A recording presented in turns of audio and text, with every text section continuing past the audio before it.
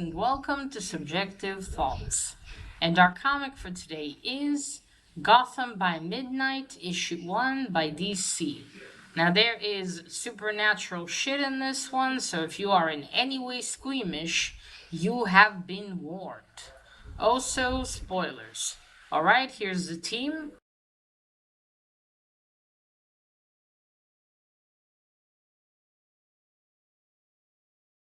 Now, I haven't heard of anyone from here, but the artist style, it's the same artist in the interior on the cover. Kind of reminds me of Jeff Lemire's art style. Okay, so this is, as you can obviously tell from it being the new 52, is not a new series. This is from 2014. And I saw it, I think, on my friend Mr. Gray's channel. I think he showed this. Or maybe I bought this issue from him or gave it to him. I don't remember. It's from my comic shop. I can't remember where I got it already. If I bought it from my comic shop myself or not. Anyway, it sounded interesting. It's Gotham by Midnight. It's supposed to be something with the GCPD. So I was like, this might be up my alley. So I got the first issue and I finally read it. So it starts with a warning about, not a warning, but an ominous thing about Gotham. Let me read it for you. Gotham City is cursed, poisoned by a shadow. It can't possibly survive without protection. So we have four scenes. We have the city of Gotham from afar, then two little girls going home, accompanied by some freaky shadow. And we got Gordon, Batsy, and Detective Corrigan all in a room together. And then you got our this team here, standing out on the outskirts of Gotham and looking at it. Alright, so it starts with the... that's how it starts. Then we go on to this right here is Sergeant Rook. He is, well, those are they investigate police stations. What do you call them? 1 second. Internal affairs, I think. Right, internal affairs. Okay, I think he's in something within. Yeah, internal affairs. He's coming to see precinct 13. Very appropriate, the numbering. It's a special precinct that Gordon has authorized and gave funding, approved funding for. They're in this abandoned building, abandoned house, I should say. Sergeant Rock is there to check it because to him it smells like like money laundering and things like that, and he's there just as a formal thing. He's gonna look at it for a few days and he wants to shut it down. So he meets Lieutenant, oh shit, what was the lieutenant's name? Weber, I think, this one here, Lieutenant Weber. Introduces himself, Sergeant Rook talks to him about how he thinks this is some kind of fraud, because the cases they work on are long closed or cold cases. The reports don't make any sense, and they don't seem to be making any arrests.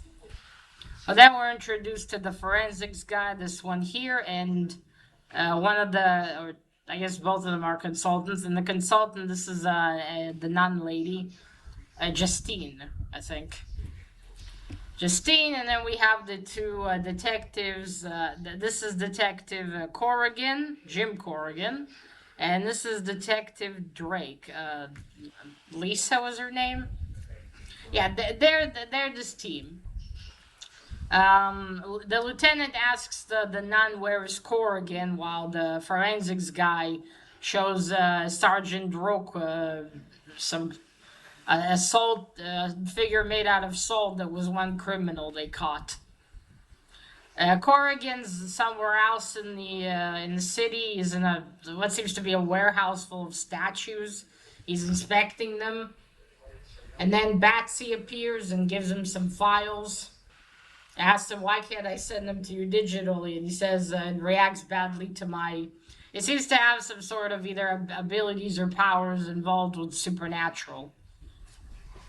So it looks at something in the warehouse and statue and says, "This one is, this one's wrong. Something's wrong with this one." Then he goes outside of the warehouse and meets Drake. She's sitting in the car, asking him, I hate always sitting here when you talk to the bat. Next time I'm going in." And he tells her that you got nothing to prove, Drake. She said, "Come on, we need to go. What does he call him? An IA is at the precinct, and he wants to shut us down. We need to go." So they both arrive. Corrigan goes and pours some liquor, and Sergeant Rook's like, "Are you drinking on the job?" And then Corrigan's like, I know you don't believe us here, but why don't you just come with us and see what we deal with? We just got a case. And it's a case of these two young girls that went missing but then returned home. And the police ruled out anything wrong with that because they returned. And they seemed to be fine. So Rook and Drake and the Corrigan, Sergeant Rook and Drake go to the house, to the parents. They live in seems to be the suburbs. As they approach the front door of the house, there's some kind of mark there that Detective Corrigan points out. They go inside the house, they talk to the parents. The parents say, "Well, we've been trying to contact you for days, but no one wants to arrive here. The girls came back, something's wrong with them." So they bring out the girls, and the girls are speaking in this very weird language that no one can understand. The parents say that the mom tells them they dress, they wash themselves, they eat, but they talk like this, and they seem to be afraid of us, afraid of their parents. Then Detective Corrigan asks to see the clothes they were in that day, and the parents kept them unwashed and in a bag. He shows them there's mud on it, and he checks it. So then he goes back into the living room and tells Sergeant Rook and Detective Drake to come out with him. So Drake says, "Well, you stay here on watch. I'll go get Sister Justine and to look at the girls. And you, and then also they need to record what they're saying." But Detective Corrigan says, "No, you stay here with the girls. Wait for Sister Justine. Okay, keep an eye out. I need to go somewhere else." And he's like, he tells Sergeant Rock, "Come on, Sergeant Rook, sorry. Keep thinking of Sergeant Rock. Rook, you wanted to see all this." So he drives them to a swamp area. Oh, and before they go, he calls back to the lieutenant and asks, "Have there been any more missing cases of children here, especially from this one area?" And yes, there have been. So they drive to the swamp. Again, the Sergeant Rook obviously doesn't believe all this. He thinks that Detective Corrigan's just wasting time. Anyway, they drive up to the swamp. They go outside. He asks Sergeant Rook if he's a religious man, if he believes in any of this. And Sergeant Rook says, why do you all keep asking me?" So as they go deeper into the swamp, into this one house, and back in the house, Detective Drake, she sits with the girls. She turns on the tape recorder. And then you see Sister Justine outside the door. She comes in. And then as soon as Detective Corrigan and Sergeant Rook reach this house, the abandoned-looking house in the swamp, the girls start screaming. And Detective Drake's like, "Well, what's wrong with you? What is it?" And they scream, and they're running behind the couch to hide. And as Detective Corrigan and Sergeant Rook approach the house, Sergeant Rook's like, no, no, don't open it.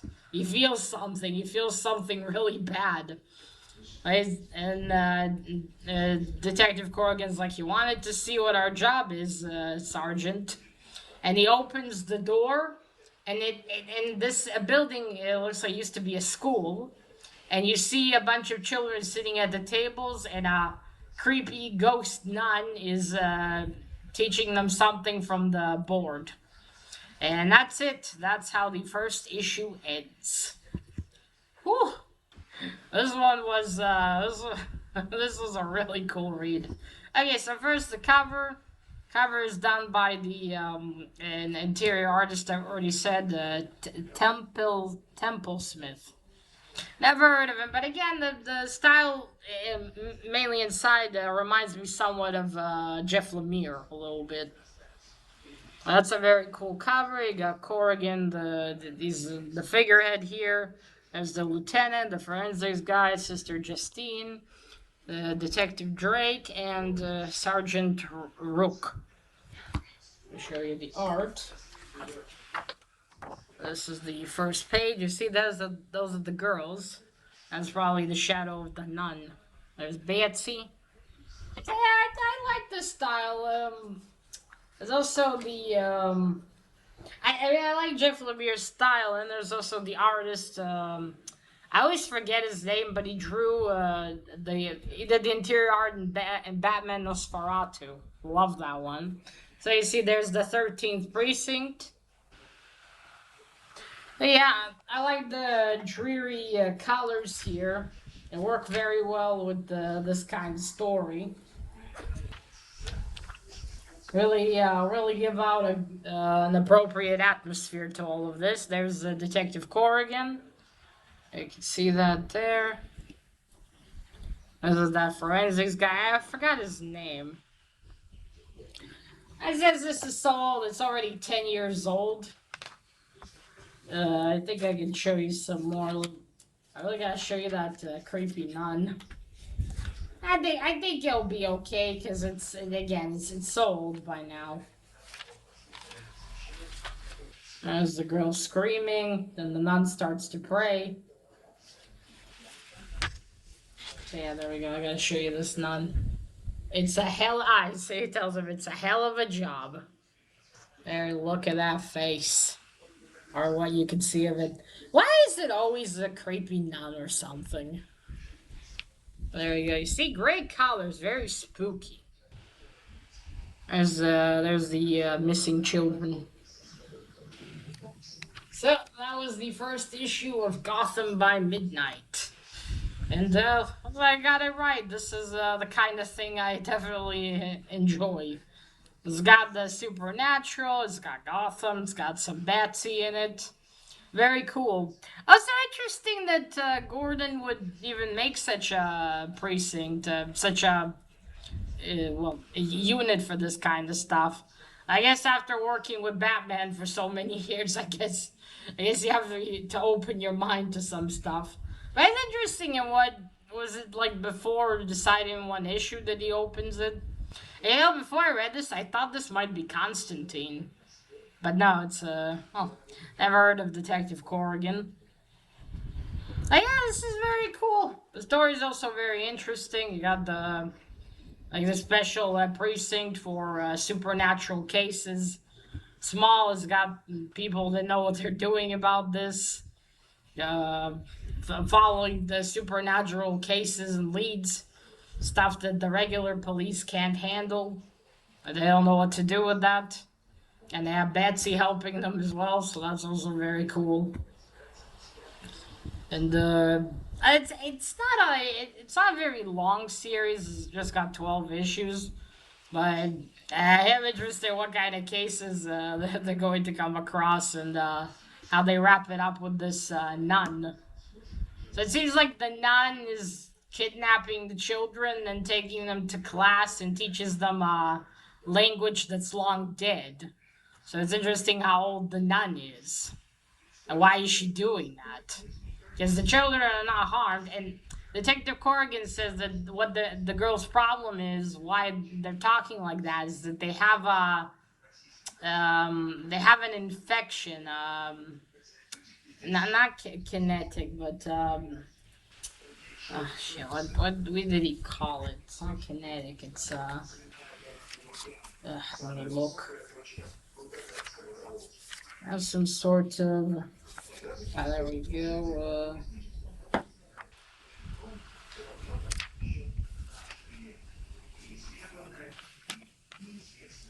Okay. Telepathic. There we go. Telepathic infection. They have some sort of telepathic infection after their encounter with that nun and learning in her class. It's very interesting. What's the nun's goal here? Why is she doing this? Why is she still stuck around as a creepy looking ghost? And so that's all left to be seen in issue 2. Yeah, this this has been very cool. Exactly my kind of thing. I do like the art style. I think it fits this sort of story very well, too. So that was issue 1 of Gotham by Midnight.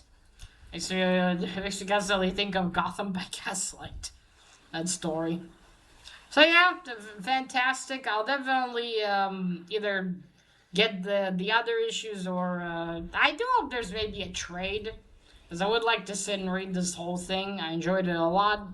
Gave it 4 stars, and that cover there is really cool. All right, folks. So that is it. Let me know what you thought of Gotham by Midnight. If you read it, did you like it? Did you not? Remember, collect what you're passionate about and share it on YouTube. Bye!